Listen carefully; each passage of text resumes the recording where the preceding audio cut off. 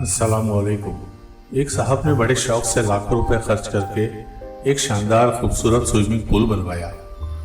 लोग उसमें नहाने आते और कुछ पैसे अदा करके खूब एंजॉय करते।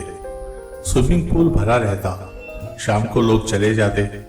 कुछ दिन ये सिलसिला ऐसे ही चलता रहा, लेकिन फिर न जाने क्या हुआ, स्विमिंग पूल का मालिक बहुत परेशान और टेंशन में नजर आने लगा। जब कई दिन उसकी यही हालत रही तो एक दिन एक बंदे ने उससे परेशानी की वजह पूछी।